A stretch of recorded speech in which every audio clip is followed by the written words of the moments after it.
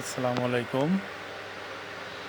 বাড়ি থেকে প্রায় আপনার হলো ৮ থেকে ১০ কিলোমিটার পার হয়ে নদীপথে আমি রওনা দিলাম শ্বশুরবাড়িতে। দেখেন, বঙ্গোপসাগরে তীর ঘেঁষা আন্দারমানিক নদী বলে, এখান থেকে পার হয়ে কুয়াকাটা যাওয়া হয়। এই নদীতে যে কত ঝুঁকিপূর্ণ জায়গা নিয়ে দেখেন, আপনার হলো মোটর সাইকেল প্লাস হলো মানুষ চড়ে। আপনারও এখান থেকে হলো ৩০ টাকা করে ভাড়া নিচ্ছে এপার ওপার।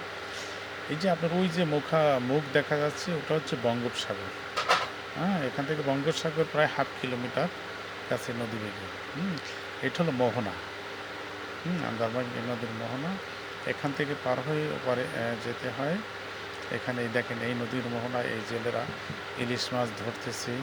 ইলিশ মাছের পাশাপাশি অন্যান্য মাছ আছে, মাছগুলো ধরতেছে। এখানে অনেকগুলো জেলে দেখা যায় যাদের জীবিকা নির্বাহ করে আপনার হলো এই মাছের উপরে।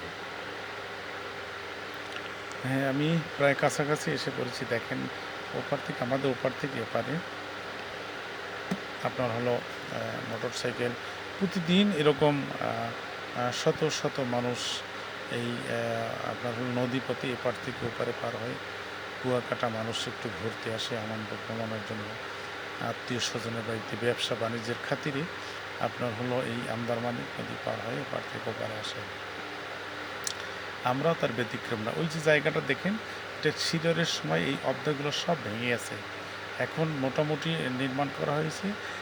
যদি বেশি পানি হয়, পানি বন্যার আশঙ্কা দেখা যায়, তখন ওই বঙ্গোপসাগরের মোহনা, ওই যে দেখা যায় বঙ্গোপসাগর। এই রাস্তাগুলো ভেঙে আপনার হলো পানি ভিতরে ঢুকে লক্ষ লক্ষ মানুষের ঘর বাড়ি সব ধ্বংস হয়ে যায়। এখান থেকে মানুষ ওঠার জন্য এই যে যাতায়াতের সুবিধা করে দিয়েছে। এখানে সিঁড়ি আছে। এই যে রাস্তাগুলো দেখছেন, এইখান থেকে পার হয়ে আপনার হলো কুয়াকাটা যেতে হয়।